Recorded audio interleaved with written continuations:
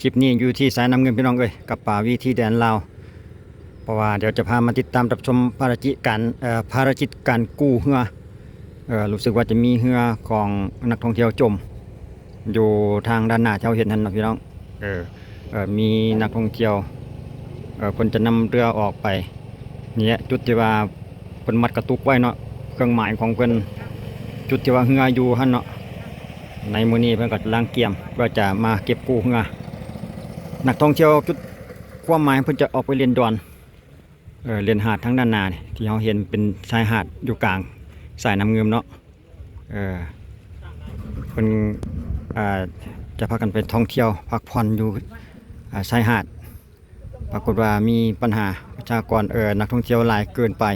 เฮ็ดให้เรือรับน้ำหนักบ่ไหวจมลงโชคดีปลอดภัยบ่มีภัยได้รับอันตรายเนาะเพราะว่าน้ำก็บ่ลึกหรอกแต่ว่ามันหักไหลแห้งแล้วก็มีเรือของชาวประมงคนหาปลาผ่านมาเห็นพอดีก็เลยทำการช่วยเหลือไว้ได้ทัน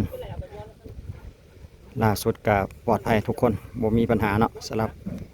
คนโดยสารนักท่องเที่ยวตอนนี้เราจะมาติดตามการเก็บกู้ของเพิ่นให้รับชมพี่น้องว่ามันจะเป็นเพิ่นจะใช้วิธีใดเพื่อเก็บกู้เรือที่ว่าจมไปจะเป็นเรือหางยาวพี่น้องลักษณะคือเรือลำนี้นี่แหละจะมีจักรติดจักรพร้อมเป็นเรือเล็กเนาะเรือเล็กยาวความยาวของเรือก็ประมาณ7 เมตรสำหรับเรือที่จมไปฮะเนาะเดี๋ยวจะหน่อยเราจะติดตามรับชมเบิ่งว่าเพิ่นจะใช้วิธีใดเก็บกู้เรือจุดนี้ก็คือโซนของเขตบ้านทางงอนพี่น้องทางด้านหน้าก็คือเงินแพหลังคาสีแดงเงินแพอุ่นคำแล้วก็อยู่ฝั่งกำขวาสีเขียวกับลาวเดิมชมเงิมสำหรับห้ามอาหารฝั่งนั้นจะเป็นอยู่ฝั่งบ้านไฮด้านหน้าครัวก็แม่นครัวข้ามแม่น้ำเงิมอยู่เขตทางงอนพี่น้องเอาบรรยากาศสนามเงิมในช่วงระหว่างเดือนธันวาปี2025น้ำแห้งหลายพี่น้องในเวลานี้เนาะเด้เวลาลำที่ว่าเพิ่นกำลังจะไปสำรวจเพื่อเก็บกู้เนี่ยกำลังแล่นขึ้นไปเดี๋ยวจักหน่อยเราจะเบิ่งวิธีของเพิ่นอีกทีหนึ่งรู้สึกว่าจะสาวเสื้อขึ้นมาไม่ไวเดี๋ยวเราจะลงไปเบิ่งใกล้ลงทางจุดนี้จะเป็นห้านอาหารโอ้เพิ่นเฮ็ดทันใดลงมาหานำเงิมยางสะดวกสบายเลยสำหรับจุดนี้นี่เพิ่นใส่สมอเพื่อหมายจุดที่ว่าเรืออยู่ไว้ตั้งแต่มื้อวานตอนแรงแล้วแหละมื้อนี้ตื่นมายามมื้อเช้าเพิ่นก็พยายามเก็บกู้แต่คืนนี้แล้วแต่ว่าบ่สำเร็จเพราะว่าค่ำมืดมันทัศนวิสัยบ่ค่อยดีเด้เพิ่นก็เลยทำการยุติการเก็บกู้แต่เมื่อคืนนี้ตื่นมายามมื้อเช้าเดี๋ยวเรามาติดตามกันต่อในช่วงเช้าของวันนี้เนาะเดี๋ยวนี้นักเก็บกู้รู้สึกว่าจะมี3 คนจะยากหรือง่ายสำใดติดตามเบิ่งนำกันพี่น้องเรือที่จมไปกับลักษณะกับเรือที่เพิ่นกำลังใช้อยู่ในเวลานี้แหละเนาะเป็นเรือเล็กยาว7 เมตรสำหรับเรือคันที่จมจะยาวกว่าลำนี้อีกหน่อยนึงผู้ประสบเหตุเพิ่นให้มาว่าเพิ่นลงอยู่จุดแพทางด้านหน้าหั่นเนาะนักท่องเที่ยวเพิ่นลงจุดด้านนั้นแหละเพิ่นก็กำลังว่าจะเอานำเข้าไปเพื่อจะลงไปหาดอนจะมีชายหาดอยู่ทางด้านหน้าที่เราเห็นนั่นก็หาดสวยงามอยู่พี่น้องแต่ละปีบ่ค่อยมีเลยหาดนี่มาปีนี้มีน้ำลดลงแล้วเฮ็ดให้เป็นชายหาดก็เลยระหว่างการเดินทางมาถึงจุดนี้แหละเฮ็ดให้เกิดอุบัติเหตุเรือหาดนักบ่ไหวบวกกับกระแสน้ำมันแรงก็เลยเฮ็ดให้เรือหันจมลงในจุดดังกล่าวกระแสน้ำไหลแห้งพี่น้องเฮาเหลียวตาเปล่าเนี่ยอาจจะคือว่านิ่งๆเด้แต่ท่วมที่จริงแล้วน้ำไหลแห้งเพราะว่ามันมีดอนทั้งนั้นเราเฮ็ดให้มันเป็นหอมมาจุดนี้มันหอมมันจ้อแล้วเฮ็ดให้น้ำเนี่ยไหลแห้งในจุดดังกล่าวนี่เนาะจุดที่ว่าเรือลมนี่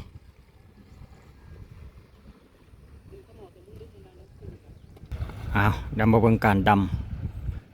ำลงไปเพื่อสำรวจครั้งที่1กำลังลงไปน้ำไหลแห้งพี่น้องจะมีปัญหาเกี่ยวกับน้ำว่าซั่นเด้อาจจะบ่แม่นง่ายสำหรับงานนี้เพิ่นว่าดำลงไปแล้ว คิดว่าน่าจะลงไปสำรวจเพื่อเกี่ยมเสือกลงไปมัดใส่เหืออีกตอนนี้เพิ่นบอกว่าเหือหันมันอยู่ในทาคว่ำว่าซั่นเด้เหือแล้วมันงวมอยู่พื้นหั่นก็เลยจะหาวิธีปีนพลิกขึ้นมาเพื่อจะเอาเสือกมัดอันขันของเหือหั่นเนาะเพื่อจะมีเหือมาดันมาแก่มาลากเข้าไปหาตะฟังอีกเที่ยหนึ่งมาซันเดย์ตามการสอบถามเพิ่นให้ข้อมูลแบบนั้นเนาะเดี๋ยวเรามาติดตามอีกจักระยะหนึ่งตอนนี้เพิ่นกำลังวางแผนหาวิธีเอาหลายๆวิธีหั่นล่ะวะตามที่ว่าเพิ่นเคยเฮ็ดมาเนาะ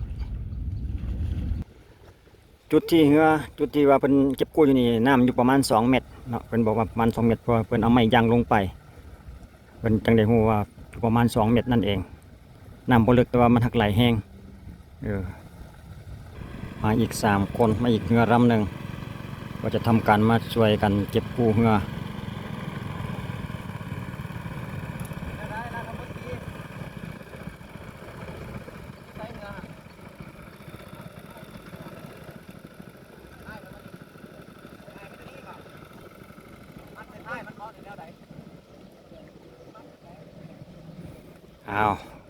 เรือ3 ลำมารวมกันหาวิธีกู้ในระหว่างการปรึกษากันพี่น้องเอ้ยอย่าติดตามอีกแค่หนึ่งเพราะว่ามันบ่แม่นเรื่องง่ายบวกกับกระแสน้ำมันไหลแห้งน้ำบ่ลึกแต่ว่าหักไหลแห้งจะเฮ็ดให้เป็นปัญหาในการดำกำลังวางแผนเพื่อจะหาวิธี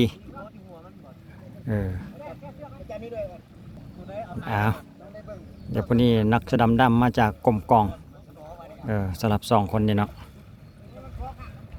มาจากค่ายทหารกับหมู่เพื่อนของเพื่อนนั่นเอง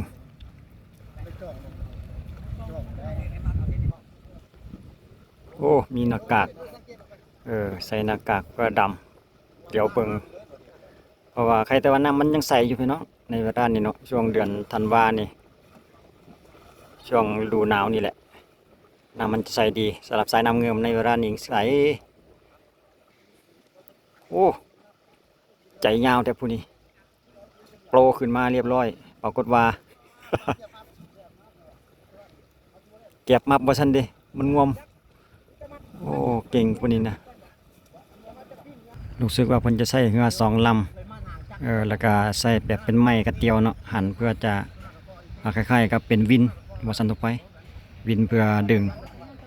เอาเรือ2 ลำมาประกบกัน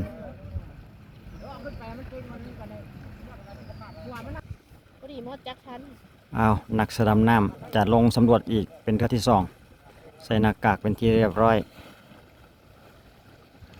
ปึ๊บโอ้น้ำไหลพี่น้องโอ้เก่งพวกนี้นะสงสัยลงไปตามสายเสือกเนาะ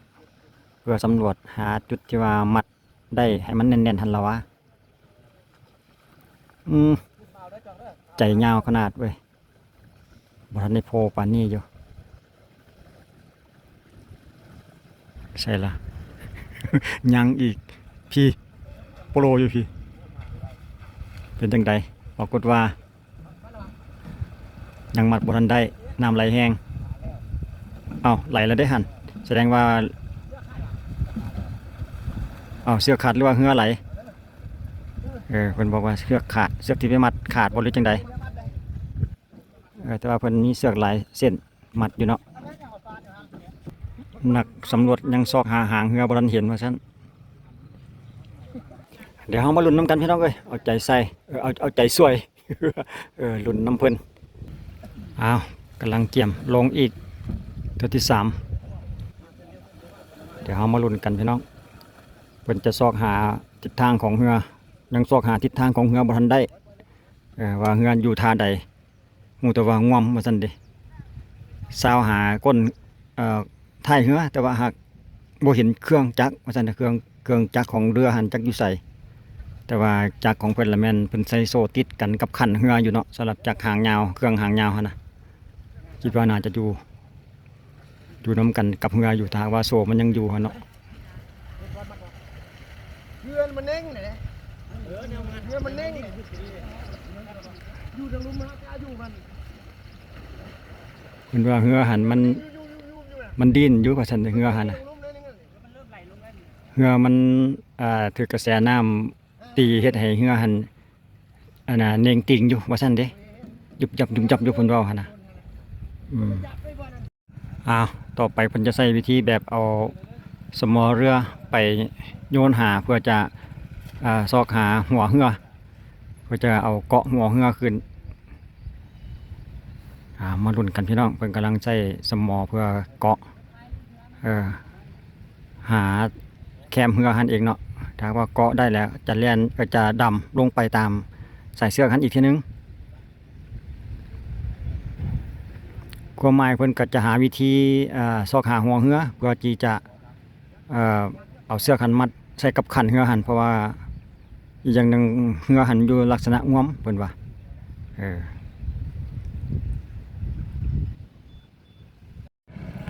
นักดำน้ำบอกขึ้นมาบอกว่ามัดขันเหือได้แล้วว่าซั่นเด้เดี๋ยวเรามาลุ้นกันว่าเพิ่นจะใช้วิธีใดจะใช้ไอ้เหือจักรนี่ดันบ่หรือจังใดเนาะเพิ่นว่าเพิ่นลงไปมัดขันเหือได้เป็นที่เรียบร้อยแล้วหลายคนออกความคิดช่วยกันพี่น้องหาวิธีที่มันง่ายกำลังวางแผนแล้วกับปรึกษาเพื่อหาวิธีมันง่ายเนาะตอนนี้รู้สึกว่าจะมัดขันเหือได้แล้วอยู่ในระหว่างการกะเกี่ยมแล้วก็มัดเพิ่มอีกหรือจังใดนึงนี่แหละเดี๋ยวรอรุ่นอีกแป๊บนึงพี่น้องรู้สึกว่าเพิ่นจะใส่สูตรเก่าแบบใส่ไม้กระเตียวหั่นเนาะเป็นวินเพื่อเฮ็ดให้มันเข่งเดี๋ยวเฮามารอเบิ่งว่าเพิ่นจะหลังจากนี้แล้วเพิ่นจะใส่เหือดันคือที่เฮาคิดไว้บ่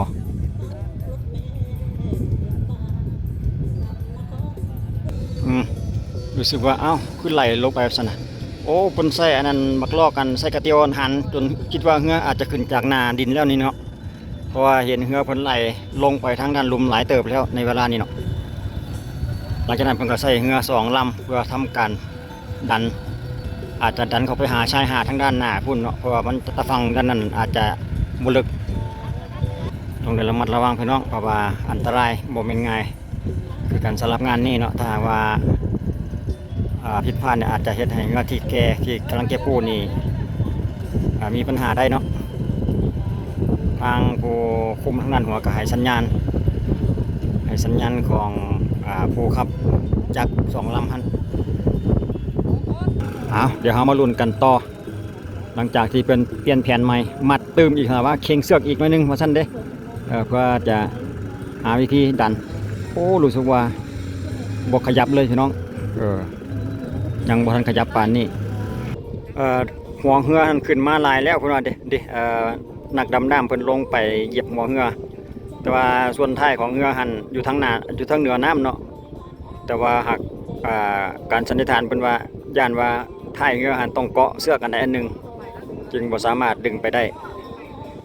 กำลังจะสำรวจว่าอยู่ช่วงท้ายเหือหัน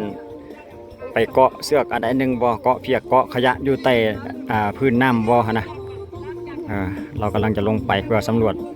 เอาเป็นว่าเพิ่นเอาใส่ไม้ใหญ่บาดนี้เอาตัวไม้ใหญ่ที่เพิ่นเอามาหั่นเนาะเปลี่ยนไม้เพราะไม้ตัวมันน้อยเปลี่ยนเป็นไม้โคนใหญ่บาดนี่ควบกันเลย 2-3 ลำเลยจะได้รับน้ำหนักช่วยกันเติม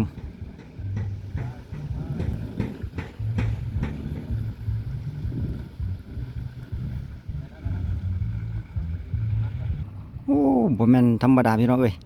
3คนเพิ่นหั่นเพื่ออัดเพื่อแบบวินมันขึ้นหั่นน่ะพี่น้องไม้กระเตียวหั่นลันขึ้นเพื่อให้หัวเนื้อเหือมันเชิดขึ้นอีกแล้วก็จะดันไม้ลองเบิ่งว่าซั่นเด้รู้สึกว่าเหือจะขยับลงไปทางด้านลุ่มหลายเติบแล้วเนาะคิดว่าเหืออาจจะไหลอาจจะหลุดจากการจากสิ่งที่เกาะอยู่ใต้น้ำฮะที่ว่ามันเกาะมันคล้องมันคาอยู่ใต้น้ำอาจจะหลุดเพราะว่าเราสังเกตเห็นเหือหันไหลลงไปทางด้านลุ่มหลายสมควรแล้วในเวลานี้นะลงมาหลายเกือบแล้วว่าซั่นเด้ก็ยังใส่สูตรเก่าอยู่เนาะใส่หันสะเนาะลงไปเพื่อดึงหัวเหือขึ้น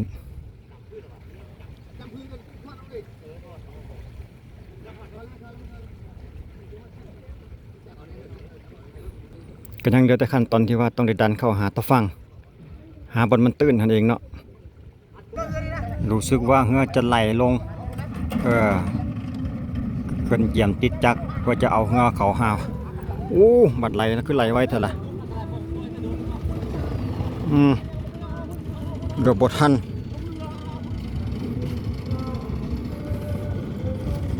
เอาต่อไปเป็นขั้นตอนการดันเขาหาฟังเพิ่นจะเอาไปขึ้นอยู่ชายหาดฝั่งเบื้องหน้าเบื้องทางด้านหน้าหันเนาะขึ้นอยู่หาดทันเลยเดี๋ยวเรามารอลุ้นเบิ่งเรือกับเพิ่นอีกจากระยะหนึ่งก่อนรู้สึกว่าเรือจะไหลลงมาเป็นช่วงไหลมาฮอดช่วงนี้แล้วหยุดจังได๋บ่เอาไม่ก็สิหลุดหัวเรือบาดนี่ เอาเพิ่นยังขยับเรือขึ้นอีกเติมเดี๋ยวเฮาลงมาช่วงท้ายเดี๋ยวมาเบิ่งช่วงทางด้านลุมเรือที่เพิ่นกำลังเก็บกู้รู้สึกว่าจะดันโอ้3เครื่องใส่จักรใส่เงา3ลำดันลำหนึ่งจักหายไปใส่บุตอนนั้นคือว่ามาซีอยู่เพิ่นกำลังไปจะไปเอาไอ้อุปกรณ์มาเสริมอีกมั้งแต่ว่าหักมาบ่ทัน3ลำนี่ดันซะก่อนแล้วเอาเรือที่ลมไปหันกะทำการสอบถามเพิ่นให้ข้อมูลว่ามีทั้งหมด9คนว่าซั่นเด้มีผู้ใหญ่5และเด็กน้อย4เฮ็ดให้เรือหันรับน้ำหนักบ่ไหวคนหลายเกินไปว่าซั่นโอ้ธรรมดาพี่น้องขนาดเรือ3ลำดันยังบ่อยากไปบ่แม่นเรื่องง่ายซะแล้วสิดันมันเข้าหาฝั่งเบื้องหน้าหั่นถ้ามาเบื้องนี้จะเป็นวังเป็นน้ำเลิกลายเป็นแล้วน้ำสำหรับจุดนี้จะเป็นแล้วน้ำอีกจะไหลแห้งกว่าทุกจุดว่าซั่นต่อไปสังเกตเบื้องน้ำไหลพี่น้องมันจะดันเขาเพราะว่าทางด้านหน้าจะเป็นหาดแบบเรียบๆไปอยู่หั่นนะคอยตื้นไปเรื่อยหั่นนะ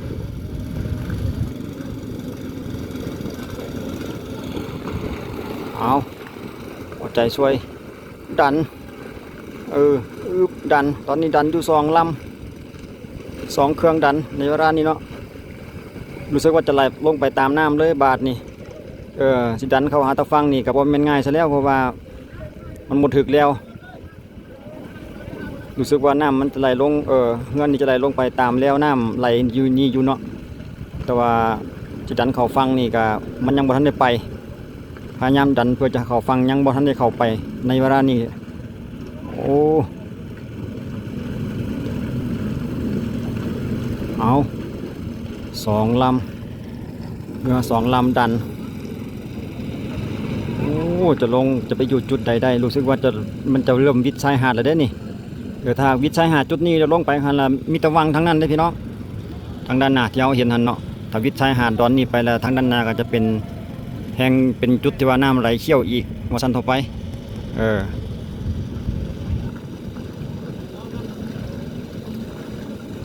โอ้ไหลไว้ทบาทนี่แล้วน้ำซะได้บาทนี่นะพยายามสิออกจากแล้วน้ำกับผมมีความสามารถออกได้ในเวลานี้เนาะเอา4 คนมาลุมกันอยู่ที่สนอของหัวเรือหันอีก2 คนคุมจักรดันโอ้บ่แม่นง่ายรู้สึกว่าจะเริ่มวิดชายหาดไปหลายเติบเลยได้นี่รู้สึกว่าจะวิดชายหาดถ้าไปวิดจุดนี้นี่ต้องหาวิธีเข้าฝั่งทางด้านหน้าที่ว่ามีเงินแพเงินนั่นอีกเนาะลำนั่นอีกเนาะแสดงว่าบ่แม่นง่ายเดี๋ยวเราจะต้องได้ไปลัดทางด้านหน้าอีกทีนึงเพราะว่าจุดที่เราไปนี่ย่างไปบ่ได้พี่น้องมีแต่สิตมแล้วก็มีแต่ป่าไม้บ่มีหนทางเราจะต้องได้ขี่รถอ้อมไปเบื้องทางหน้าหาทางลงเพื่อจะสืบต่อตอนสุดท้ายว่าเพิ่นจะขึ้นได้อยู่จุดใดเนาะเงาเกือบจมว่าซั่นเด้เมื่อกี้นี่เพราะว่าแล้วน้ำมันไหลทางเดี๋ยวเรามารับชมกันต่อหลังจากที่ไหลลงมาอยู่จุดนี้เนาะไหลลงมาจากจุดเดิมจุดตำยิดจุดที่แรกหันไหลลงมาถึงจุดนี้นี่อยู่ประมาณหลายเติบได้พี่น้องจุดนี้จะเป็นจุดที่ว่าน้ำเชี่ยวน้ำไหลแห้งสำหรับอยู่จุดที่เขาอยู่นี่เนาะเพิ่นให้สัญญาณกันว่าจะหาวิธีเขามาฟังนี่เนาะฟังที่เบื้องที่เขาอยู่นี่แหละจะหาวิธีมาเอาขึ้นทางนี้ว่าซั่นเด้ ลองเบิ่งว่าจะสามารถฝ่ากระแสน้ำนี้ได้บ่ขวางแล้วน้ำนี้ได้บ่เนาะรู้สึกว่าจะไหลลงไปแดนแล้ว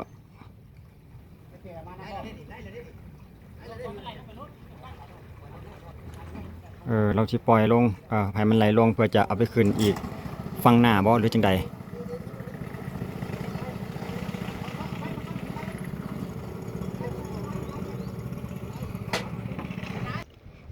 วางแผนใหม่ไปเลยพี่น้องตอนนี้กำลังมัดเติมบัดนี้เพิ่นจะมัดทั้งหางเหืองอเหือแล้วก็มัดหางเหือพร้อมดำลงไปแล้วก็ไต่ลงไปมัดแต่ละคันของเหือขึ้นยังบ่แน่ใจว่าจะดันเข้าฝั่งใดแท้หรือว่าจะเข้าฝั่งเบื้องหน้าคิดว่าน่าจะเข้าฝั่งเบื้องนั้นหลายกว่าเพราะว่าเห็นปินหัวไปทางตะฝั่งเบื้องนั้นแล้วเด้เนาะแสดงว่าเพิ่นจะดันเข้าไปหาชายหาดเบื้องนั้นเพราะว่าน้ำมันจะตื้นกว่าฝั่งเบื้องนี้เนาะเบื้องนี้จะเป็นแนวน้ำไหลแห้งตอนนี้เพิ่นกำลังทำการดันเพื่อจะเข้าไปหาชายหาดทั้งด้านหน้า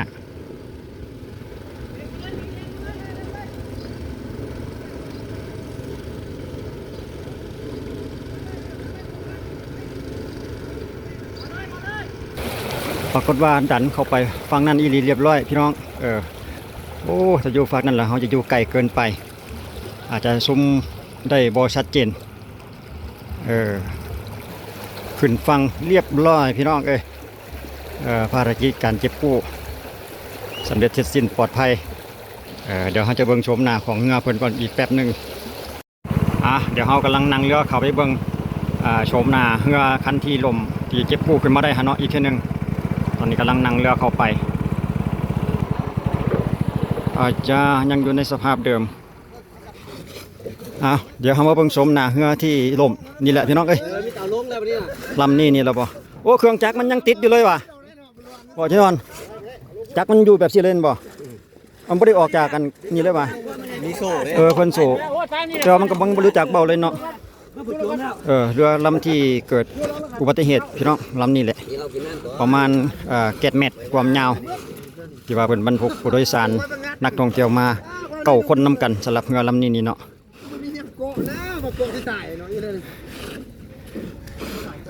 1 2 3 6 คน7 คนนำกันสำหรับนักเก็บกู้เรือ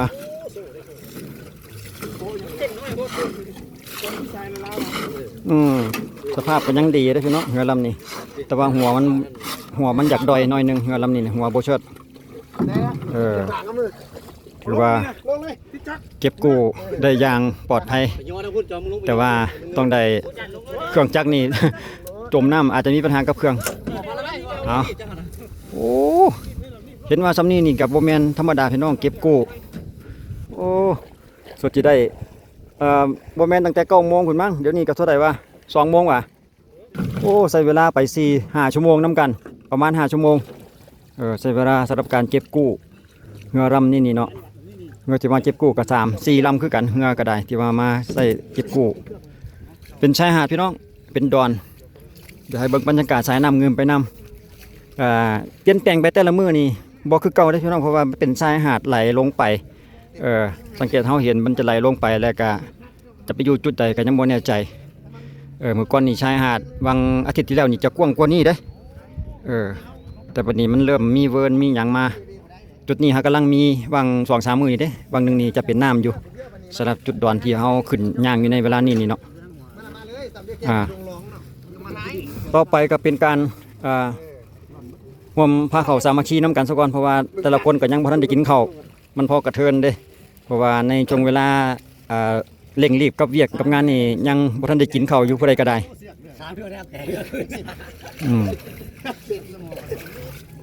นี่ได้การชี้นำจากลุงคำสิงเป็นผู้ชี้นำพาสมาชิกน้องนุ่งลูกหลานเก็บกู้เรือในครั้งนี้เนาะสำเร็จเสร็จสิ้นสำเร็จเสร็จสิ้นสำหรับภารกิจการเก็บกู้เรือขอบคุณเข้าใจทุกท่านให้การติดตามและรับชมด้วยดีขอให้อยู่รอดปลอดภัยว่าจะไปทางน้ำหรือว่าทางเรือในตัวหนาเนาะก็เป็นกำลังใจให้คนเฮ็ดการประมง ต่อไปก็ได้มีสติในการขึ้นรถลงเรือหาปูหาปลาขอบใจอีกทีนึงสำหรับให้การติดตามและรับชมด้วยดีไว้เจอกันในคลิปต่อไปสำหรับคลิปนี้ขอบใจสบายดี